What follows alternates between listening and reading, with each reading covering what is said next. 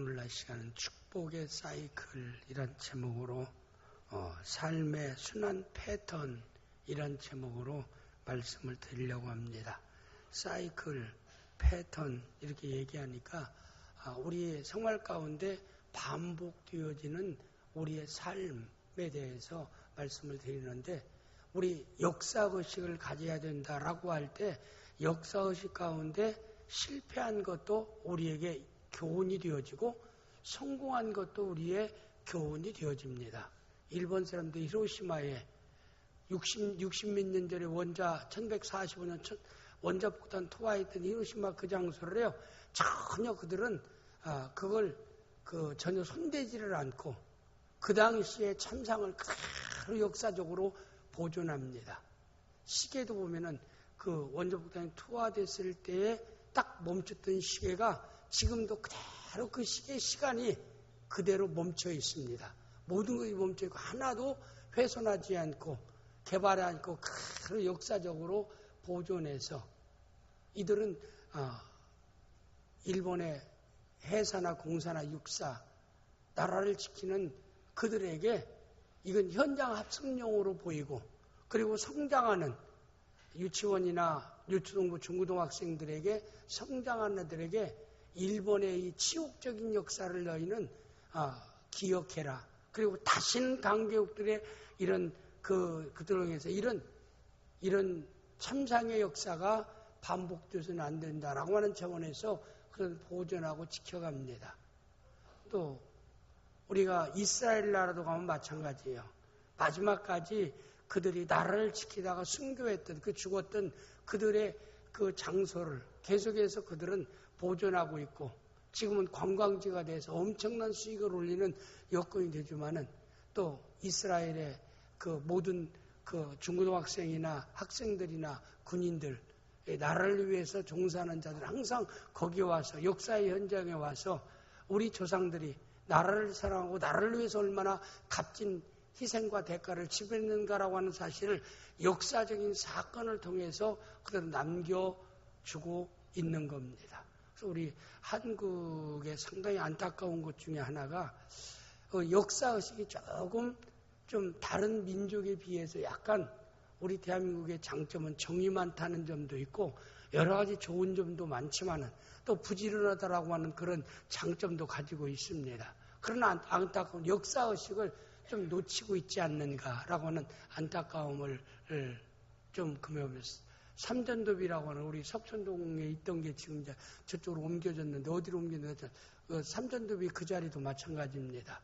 그건 우리가 역사적으로 그 청나라에 의해서, 즉 남한산성부터 여기까지 그 7배를 해가면서 치욕적으로 왕이 그 참배하면서 항복했던 이 안타까운 것을 즉 역사적으로 남기기 위해 삼전도비라는 것이 석촌동에 있었습니다.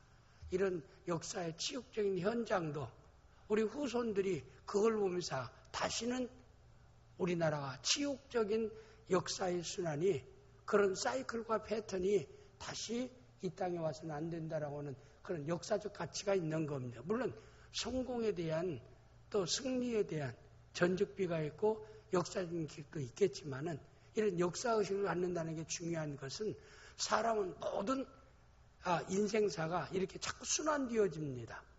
거의 보면은 모든 인간이 꼭 반복되어지는 것을 볼 수가 있습니다.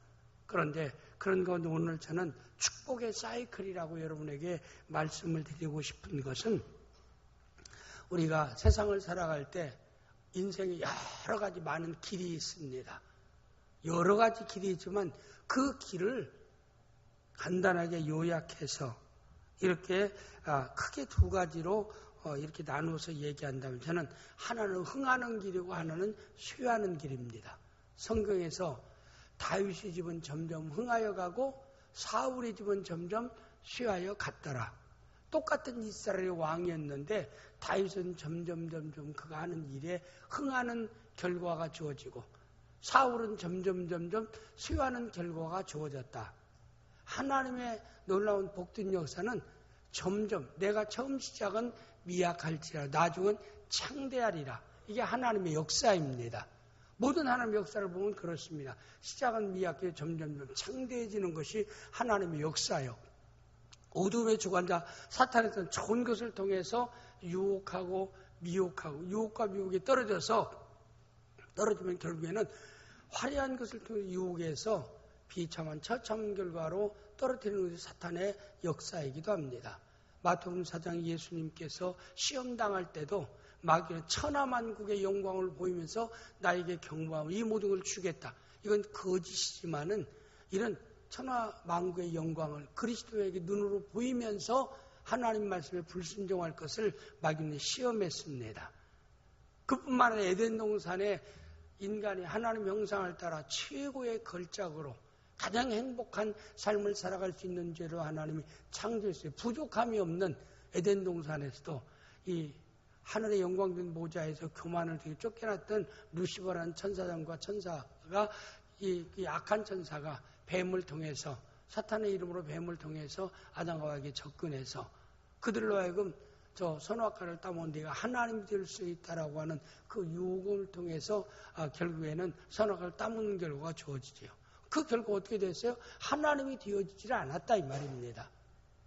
하나님이 위대한 그 위치, 존귀한 위치, 영광받는 위치에 하나님이 되게 되는 것은 하나님 말씀에 불순종해서 선악과를 따먹은 그런 결과가 주리라 라고 해서 마귀 유혹을 따라 따먹었습니다. 사람이 어떤 사람의 말을 집중해서 듣느냐, 마음에 담느냐에 따라서 행동이 달라집니다. 그래서 믿음은 항상 하나님 말씀을 내 마음에 담는 겁니다. 믿음은 하나님의 생각을 내 생각 속에 품는 것이 믿음을 따라 사는 생활이라 이 말입니다. 그래서 우리가 하나님 말씀을 가까이 할 계시록 1장 3절에 예언의 말씀을 읽는 자와 듣는 자들과 지키는 자들이 복이 있다. 왜? 하나님 말씀을 로마서에 보면 믿음은 들으면서 나고 들으면 그리스도의 말씀으로 말미암았다고 얘기한 대로 자꾸 하나님 음성 듣고 하나님 말씀을 가까이 하면 내 생각 속에 하나님의 생각, 하나님 말씀 내 생각이 채워지게 되고 채워질 때 사람은 생각하는 것을 말로 표현합니다. 그리고 말한 것을 거의 다 행동으로 옮기는 거예요. 착한 사람과 악한 사람의 차이점은 좋은 생각을 품고 사는 사람이 착한 사람입니다. 연기를 통해서 악한 마음 품으면서도 연기를 해서 착한 사람같이 연기할 수도 있지만은 이미 착한 마음을 품은 사람은 착한 말을 하게 돼 있어요. 그리고 착한 말을 한 사람은 착한 행동을 하게 되어 있습니다. 그래서 잠언 4장 23절에 무릇 지킬 만한 것보다도 내 마음을 지키라. 생명의 근원이 이에서 남이니라. 원수마귀 위해 성도의 공격 목표는 뭔지 아십니까? 생각이에요. 마음이에요. 생각과 마음이 사탄의 공격 목표입니다. 생각을 점령하면은 그가 마귀에게 점령당하기 때문에 생각이 점령되면 마귀가 좋아하는 말을 하고 좋아하는 행동을 할 수밖에 없다 이 말입니다. 그래서 여러분과 저는 우리가 믿음을 따라 살 때는 항상 우리의 생각 속에 하나님의 생각인 하나님 말씀을 내 생각 속에 채우고 품고 살아갈 수 있는 우리 귀한 성도들이 되어질 수 있기를 주님의 이름으로 축복합니다. 그래서 이미 많은 인생길이 있지만은 그 모든 역사의 현장의 인생길은 크게 흥하는 길이 있고 망하는 길이 있다. 성공하는 길이 있고 실패하는 길이 있다. 행복한 길이 있고 불행한 길이 있다. 이걸로 구분해서 말할 수 있습니다. 근데 예수님께서 성경에 말씀 내용에 보면은 마태복음 7장 13절 14절에 보세요. 좁은 문으로 들어가라. 멸망으로 인도하는 문은 크고 그 길은 넓어 그로 들어가는 자가 많고 그 다음에 생명으로 인도하는 문은 좁고 길이 협잡하여 찾는 이가 적다. 우리가 넓은 길, 넓은 문으로 들어가기는 쉽다. 그러나 그건 멸망의 길이지만은 여기에서 생명으로 인도하는 좁고 길이 협잡하여 찾는 이가 적음이라. 여기에서 좁은 문, 좁은 길이라는 것은 뭘 의미할까요? 힘들고 어려운 길이라 이 말입니다. 우리가 성공이라고 하는 행복이라는 이런 결과는 그렇게 쉽게 얻어지는 것이 아닙니다. 거기에 결단이 있어야 되고 그리고 결단에 따라서 또 행동이 있어야 좋은 결과가 우리에게 주어질 줄을 믿습니다. 제가 지난주에 여러분에게 설교했어요. 눈물을 흘리며 씨를 뿌리러 나가는 자는 기쁨으로 단을 거두어 드리리라. 근데 많은 대개의 사람들은 기쁨으로 단 거두는 것만을 추구하고 원하지 눈물을 흘리며 씨를 뿌리는 것은 안 하려고 합니다. 눈물을 흘리며 씨 뿌리는 것은 다 당신들이 하고 내가 하고 나는 기쁨으로 단을 거두는 일만 하겠다. 그러면 공의의 하나님, 질서의 하나님, 사랑의 하나님께서 눈물을 흘리며 씨를 뿌리지 않는 수고가 없는데 기쁨으로 단을 거두는 이런 아름다운 열매를 우리에게 주시겠느냐 이 말입니다. 그래서 제가 하나님의 속성 가운데 하나님의 대표적인 속성인 공의와 사랑에 대해서 말씀을 드렸습니다. 공의는 뭘까요? 심은 대로 거두게 하시는 하나님입니다. 눈물 흘리며 씨를 뿌리는 수고를 할 때에 그 수고에 기쁨으로 단을 거두는 열매를 거두게 하시는 하나님이 공의의 하나님입니다. 그래서 5달란트, 마태복음 25장에 5달란트 비유 가운데 1달란트 받은 사람에게 악하고 게으른 종아, 내가 나 여호와를 심지 않는 데서 거두고 해치지 않는 데서 모으는 줄로 알았느냐 이 말입니다. 하나님은 질서의 하나님이다. 눈물을 흘리며 씨를 뿌리는 이런 원인과 과정이 있을 때에 기쁨으로 단을 거두는 결과가 주어진다라고 하는 것은 하나님이 공의로우신 하나님이다. 또한 씨 뿌리는 비유를 통한 하나님의 사랑은 뭘까요? 내가 하나를 심었는데 하나님은 100개를 거두게 하시고, 하나를 심었는데 60개를 거두게 하시고, 하나를 심었는데 30개를 거두게, 때로는 1000개, 10,000개를 거두게 하시는 것이 하나님의 사랑입니다. 내가 하나님과 믿음을 따라 살고 좁은 길로 걸어가고 십자가를 지는 일이 미미하고 정말 큰 것이 아니라 할지라도 하나님은 그걸 기억하사 하나님은 크게 우리에게 하늘의 신령한 복과 땅의 기름 복을 주시는 우리 하나님이신 줄을 믿습니다. 그래서 우리는 항상 세상에 흥하는 길과 망하는 길, 우리 다곤의 전 성도들은 모든 그 인생의 삶의 사이클에 순환 패턴이 항상 흥하는 길에 서 있는 이런 귀한 성도들이 되어질 수 있기를 주님의 이름으로 축복합니다. 또 한 가지 우리가 마음에 담아야 할 것은, 아까 원인, 결과는 원인과 과정이 있어야 한다라고 얘기해. 또 하나는 인생의 모든 삶은 이렇게 반복적이라는 것. 인생의 수레바퀴처럼 계속 이렇게 순환되어 온다라고 하는 것을 우리는 알아야 됩니다. 그래서 우리 인생 모두에게 삶의 사이클이 있고 그 순환 패턴을 따라서 모든 사람들이 이 세상을 살아가고 있다라고 하는 점입니다. 이것을 너무나도 현장감 있게 너무나도 직설적으로 성경 가운데서 담고 있는 말씀이 사사기입니다. 인생의 흥하는 삶의 패턴과 쇠하는 삶의 패턴, 성공하는 삶의 패턴과 실패하는 삶의 패턴, 행복한 삶의 패턴과 불행한 삶의 패턴을 정확하게 담고 말씀하고 있는 것이 사사기의 말씀의 내용입니다. 사사기의 내용을 아주 딱 요약해서 엑기스만 여러분에게 전체를 요약해서 쉽게 얘기한다라고 하면 다른 게 아닙니다.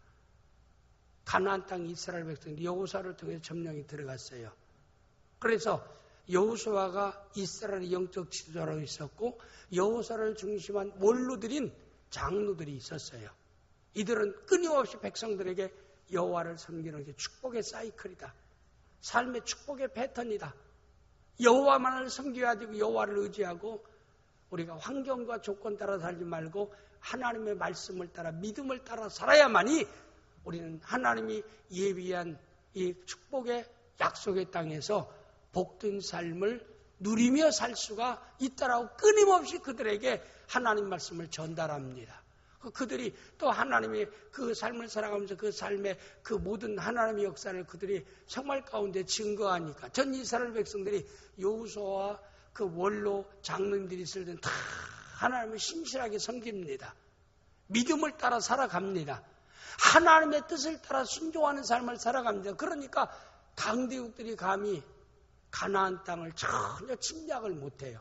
그래서 왔다가도 한 길로 와도 7길로 패해서 그들이 도망가는 부끄러운 역사가 그들에게 있고 그들이 농사를 짓든지 목축업을 하든지 어떤 일을 하든지 가나안 땅에서 모든 일이 평탄한 가운데 잘 되어지는 역사가 있었어요. 어느 때요?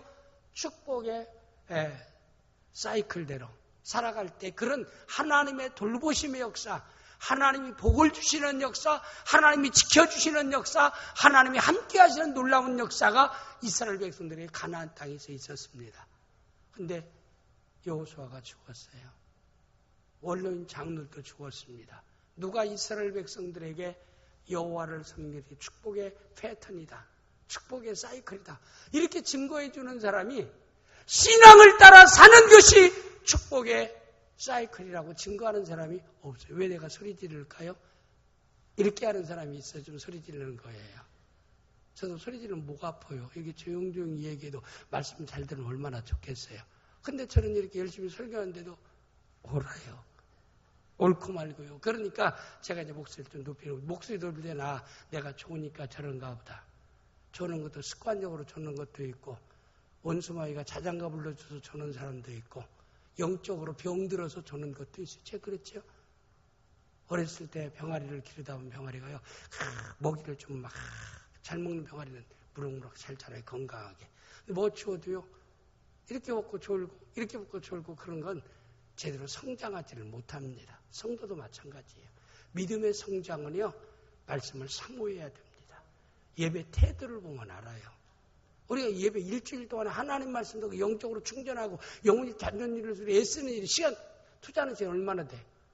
그렇게 조는 사람 치고요. 주말 연속곡 좋아하는 선호하는 연속곡 볼 때는요. 야, 왜 이렇게 빨리 끝났어? 하루에 좀 연장해서만 안 될까? 꼭 그러더라고요. 제가 안 봐도 뻔히 알아요. 우리는 하나님 앞에 예배에 집중할 수 있어야 됩니다. 이게 축복의 사이클이에요. 복된 삶의 패턴입니다. 틀림없이 하나님이 그렇게 역사하십니다. 이게 역사의 현장에 증거되는 사사기에서의 그 중요 핵심 키워드가 그런 내용입니다.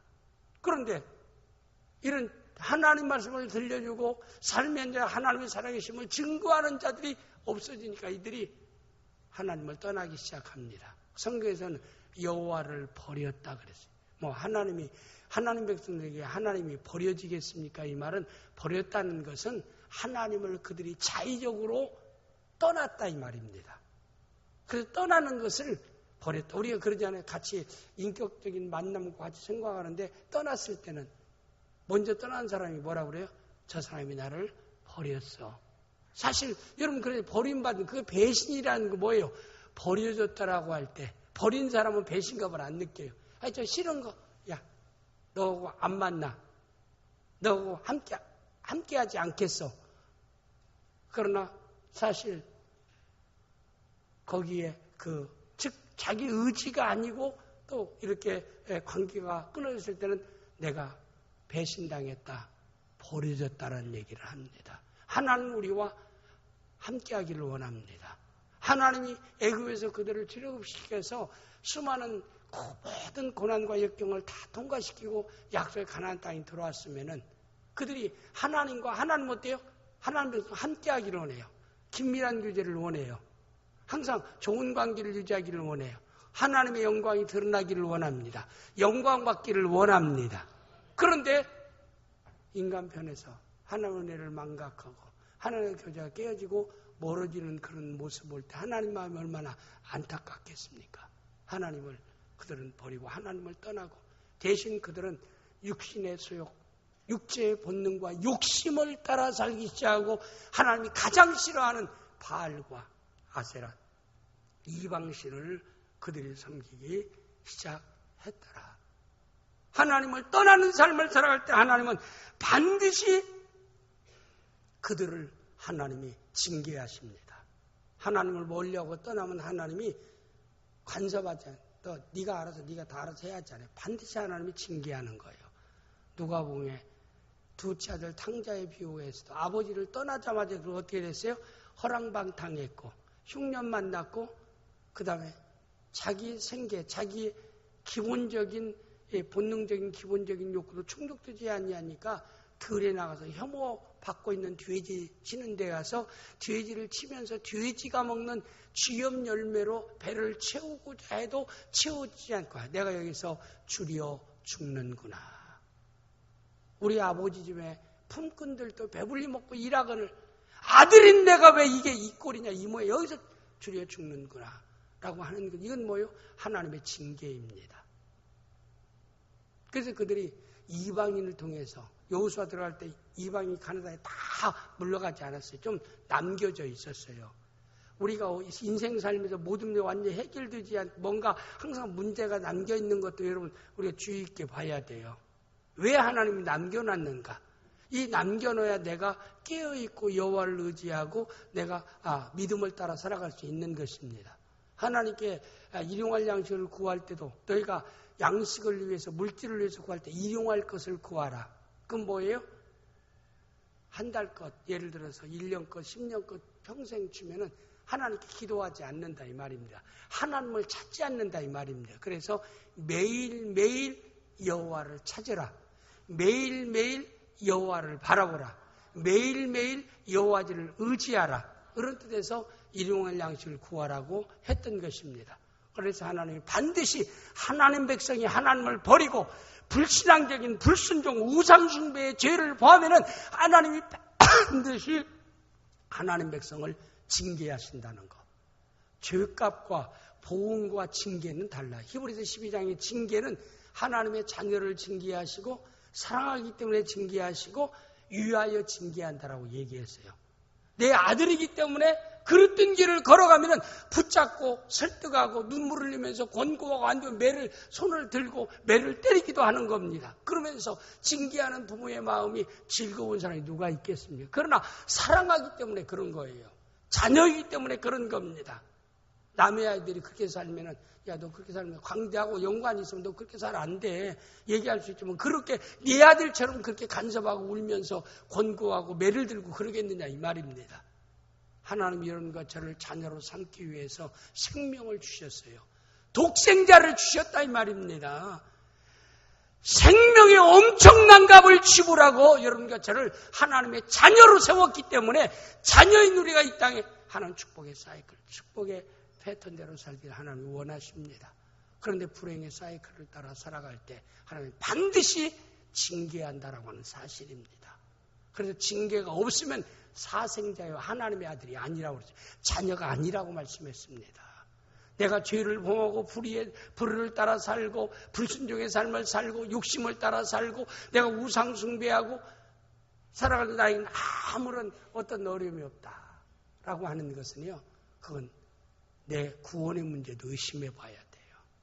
예수가 나의 구주인 것을 확실히 고백할 수 있는 사람은요. 불의와 타협의 삶을 살아갈 때 하나님께서 회개의 기회는 주셔요. 회개할 수 있는 회개의 하나님의 메시지가 여러 가지 방법으로 목사님을 통한 설교, 기도할 때 기도를 통한 깨달음, 그 다음에 마음이 평안치 아니함, 그 환경적인 어떤 문제를 통해서 내 잘못을 깨닫게 하십니다. 깨닫게 하실 뿐만 아니라 하나님 기다려줘요. 회개에 충분한 기한을 기다려주다가 어느 때가 되면은 하나님은 징계하십니다. 더 이상 하나님 무작정 기다려주신 하나님은 결코 아니에요. 우리가 즉흥적으로 흥하고 즉흥적으로 망하고 그런 거 없어요. 다 하나님이 기다려주는 과정이 있는 겁니다. 그래서 기다려주시는 것도 하나님의 은혜입니다.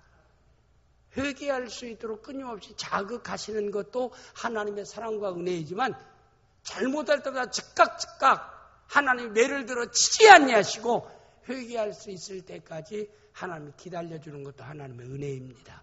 지혜로운 사람은 빨리 깨닫는 거예요. 빨리 하나님 떠났으면 하나님께 돌아오는 겁니다. 불순종의 삶을 살았다면 회개하고 다시 말씀에 순종하는 삶을 살아가는 겁니다. 하나님께 멀리 떠나왔다고 생각하면 빨리 방향을 전환해서 다시 하나님 품으로 가까이 나오는 것. 이것이 곧 회개입니다. 회개가 축복의 사이클입니다. 하나님 말씀에 대한 순종도 축복의 사이클이지만 회개하는 게 축복의 사이클이에요. 마태복음 3장에 세례 요한이 회개하라 천국이 가까웠다. 예수 그리스도의 첫 메시지도 회개하라 마태복음 3장에 천국에 가까웠다. 천국은 우리의 축복을 의미합니다. 복된 하나님의 역사를 의미합니다. 이런 놀라운 축복은 회개하는 자에게 주어진 하나님의 은혜의 축복입니다. 그래서 우리는 항상 하나님의 말씀을 따라 온전히 순종하고 살아가는 것, 여호와를 섬기며 하나님의 뜻을 마음에 담고 행동으로 옮기는 것, 이게 축복의 사이클대로 했던 대로 사는 생활이지만 더 나아가서 내가 잘못해서 인간이 완전하지는 못해. 누구나 불의와 타협할 수밖에 없는 그런 죄의 부패성을 누구나 가지고 있습니다. 그렇죠. 우리가 이 땅의 선한 싸움의 첫 번째 대상이 내 육체라고 얘기했습니다. 육신이라고 얘기했습니다. 예수 그리스도가 십자가에 내 죄를 다 담당하시고 죄로부터 나를 건져냈지만 내 부패된 성품은 바뀌어지는 게 아니라고요. 예수 영접한 순간부터 천국에 갈 때까지 끊임없이 그리스도의 인격적인 도덕적인 성품을 닮아가기 위해서 끊임없이 결단하고 애쓰고 노력하는 삶이 성도의 신앙생활이기도 합니다. 신앙은 자기와의 싸움입니다. 자신과의 싸움입니다. 영적 싸움입니다. 그래서 자기의 육체의 소욕을 능히 성령의 소욕을 따라서 극복하고 사는 것이 믿음으로 승리한 축복의 사이클이 되어질 줄을 믿습니다. 그리고 이렇게 어림다운 징계에 당합니다. 그래서 하나님 징계에서 이방인들을 통해서 침략당하게 하고 그들을 통해서 고난당하게 하고 노예가 되게 하고 그들을 통해서 괴로움을 당하고 괴로운 환경에 처하면 그들이 너무나 힘들고 어려우면 이들이 이제 짐당한 당자가 굶어 죽기 전에 아버지와 함께 했던 것을 그리는 것처럼 하나님의 그 애굽에서부터 인도하고 홍해를 육지에 건너게 하고 가나안에 만나와 배출하게 주시고 구름과 불기둥의 인도와 요단을 맨 땅처럼 걸어가고 여리고성을 점령했던 지난 하나님의 역사, 우리 조상들이 역사했던 그 하나님에 대해서 그들이 구원을 이제 그들의 시선이 이제 하나님께 향하기 시작해요. 왜? 모든 일이 그들 잘 될 때 평안하고 이럴 때 항상 시선이 하나님께 맞춰져 있으면 얼마나 좋겠습니까만은 꼭 어려움 당하면은 근데 성도들 개인적으로 어려움 당할 때 신앙이 좋아요. 뭐든지 잘 되고 평탄하고 잘 나갈 때는요 신앙이 안일에 빠지기 참 쉬운 겁니다. 그래서 선줄로 생각하는 자는 넘어질까 조심하라. 잠언에 교만은 패망의 선봉이요 겸손은 존귀의 앞잡이라. 우리가 겸손하게 사는 것은 하나님께서 때로는 여러 가지 어려움을 통해서 자기가 낮아지고 겸손해집니다. 모든 일이 잘 풀리면 자기도 모르는 사이에 교만에 빠지고 교만 때문에 내가 멸망의 사이클, 멸망의 패턴에 빠지기 쉬운 것이라 이 말입니다. 그래서 이들이 또 하나님께 막 매달려서 간청합니다. 그러면 하나님께서 또 그들의 회개하면서 눈물을 흘리고 기도하면은 하나님 또 그 부분만 보내요. 지난 괘씸하게 했던 건 하나님이 또 다 잊어버려요. 참 하나님이 어떻게 보면 참 성경 속에 나타나는 하나님은 사랑의 하나님이에요. 저만 같아도 조금 야 너 지난날 이렇게 니네들 다 해놓고 뭐 어려우니까 나한테 이렇게 도움을 요청하냐 그러기도 하나님 그거 묻지 않아요. 오늘 현재 중심으로 회개하고 하나님의 도움을 위해서 눈물을 흘리면서 간청하는 그 간구를 하나님이 들으십니다. 그래서 사사를 세워가지고 그 어려움에서 그들을 건져내요. 다시 그 고난의 현장에서 그들을 빠져나올 수 있도록 하나님이 역사하십니다. 하나님은 하나님 백성을 버리시지는 않아요. 그러나 하나님 백성이라도 불신앙적인 삶을 살아가면 하나님의 징계를 받는다는 거. 또 징계를 통해서 하나님의 백성은 또 회개하고 하나님께 돌아. 이게 인생의 삶의 그리스도인의 삶의 패턴이라 이 말. 이게 하나의 사이클처럼 이렇게 돌아갑니다. 그러면 하나님이 그들을 건져내요. 그럼 이제는 또 사사를 통해서 이스라엘 백성들을 또 하나님이 건져냈으면은 또 사사가 이제 또 그들 앞에서 하나님의 놀라운 역사를 증거하다 그들이 죽게 됩니다. 사사가 없어져요. 그러면 또 이들이 하나님의 놀라운 역사를 보여줄 사람이 없어지고 또 하나님을 섬길 수 있도록 이렇게 자꾸 자극하는 사람이 없어지게 또 다시 마음이 하나님을 향하던 마음이 또 세상을 향하기 시작합니다. 하나님 말씀에 순종하는 사람 육신의 욕심을 따라서 행동하기 시작하고 안일에 빠져 또 죄와 또 타협하기 시작합니다. 또 죄와 타협하면 또 하나님께서 그들 어떻게 해요? 또 징계하셔요. 또 징계당하면 또 이 사람이 어떻게 해? 또 하나님께 막 살려달라고 또 이렇게 간청합니다. 그러면 또 하나님이 또 사사를 세워가지고 또 거기서 또 건져줘요. 또 그렇게 하면 또다시 그렇게 330년 동안 20명의 사사를 세워가지고 하나님께서 이스라엘 백성들을 330년 동안 계속해서 이렇게 얘기한 대로, 그런 꼭 순환된 했던 대로 그대로 이렇게 되어지는 역사가 있었는데, 저는 이 가운데서 왜 그들이 하나님과 멀어졌는가? 왜 그들이 축복의 사이클을 따라 살지 않고 저주의 사이클을 따라 살아감으로 그들이 하나님께 징계받았는가? 그 이유는 여기 사사기 2장 11절 13절 말씀에 보면은 이스라엘 자손이 여호와의 목전에 악을 행하여 바알들을 섬기며 애굽 땅에서 그들을 인도해 내신 그들의 조상의 하나님 여호와를 버리고 다른 신들 곧 그들이 주위에 있는 백성의 신들을 따라 그들이 들으며 여를 진노하게 하였으되. 여러분 생각해 보세요. 이들이 이런 삶을 살게 된 그 이유가 있습니다. 왜 그들이 이런 삶을 살게 됐을까요? 그 이유는 이들의 가장 중요한 요소는, 이들이 우상을 섬기며 이런 불행한 사이클의 삶을 살아갈 수 있게 된 중요한 요인은 곧 어떤 것이었는가? 하나님의 은혜를 망각했기 때문입니다. 하나님의 은혜를 망각할 때 그들은 하나님을 떠나게 됩니다. 하나님 말씀보다는 자꾸 욕심을 따라서 살아가는, 욕심에 끌리는 그런 유혹에 떨어지기 쉬운 것은 은혜를 망각할 때입니다. 어떤 사람은 그렇게 역설적으로 얘기해요. 망각이라는 것은 하나님의 은혜라. 그럼 그 사람이 망각은 잊어버리는 겁니다. 아니 뭘 듣고 안 잊어본져야 은혜지, 잊어버리는 게 왜 은혜냐. 그러면 망각이라는 것도 하나님 은혜라고 얘기하는 사람들의 주장은 뭐냐면은 세상 살다 하면서 기쁘고 즐거운 일 보고 상처받고 눈물을 흘리고 아픈 기억이 많지 않네. 그럼 그런 걸 다 마음에 담고 살아봐라. 세상에 어떻게 살아가겠네. 우리가 극한 슬픔에 처해 보세요. 음식도 못 먹고 잠도 못 자는데 왜? 극한 그 슬픔 때문에 세상 못 살 것 같아요. 나도 죽을 것 같습니다. 그런데 이제 하룻밤 지나고 이틀밤 지나고 한 달 지나고 두 달 지나면 그 슬픔이 어때요? 점점 내 생각 속에서 잊혀져요. 간혹 생각나지만은 생각나는 횟수가 점점 멀어지기 시작해서 나중에 생각을 않고 자기는 이 슬픔이 이기 전에 죽고 난 세상 못 살아 하던 사람도요, 잘 살아요. 보면은 그게 망각의 은혜다. 우리가 살아가면서 삶에 상처받는 일이 얼마나 많아요. 실패했던 기억도 많고 실수의 기억도 많고 아픔의 기억도 많고, 그러나 그런 것들이 시간이라는 것이 흘러가면은 이런 것들이 다 내 뇌리 속에, 생각 속에, 뇌 가운데 다 그것이 잊혀지는 것. 이것이 곧 하나님의 망각의 은혜다. 그렇게 생각하면 그것도 은혜는 은혜인 것 같아요. 꼭 은혜라고 저는 참 망각이 하나님의 은혜다. 예, 은혜라고 생각하면 은혜입니다. 그런데 여기서 하나님의 은혜를 망각하는 것은 은혜가 아닙니다. 왜냐하면은 하나님의 은혜를 망각하면은 우리는 축복의 사이클을 따라 살 수가 없어요. 은혜를 알아야. 그래도 우리가 자녀를 키우는데 자녀가 철들었다고 우리가 이렇게 자랑할 수 있을 때가 언제예요? 부모의 은혜를 알 때입니다. 은혜를 알면 부모에 대해서 내가 부모의 뜻을 따르겠다. 부모의 의견을 존중하겠다. 이건 뭐예요? 부모의 은혜를 알 때, 그때 철들었다라고 얘기하지 않아요. 우리가 하나님의 은혜를 알 때 하나님을 경외하게 됩니다.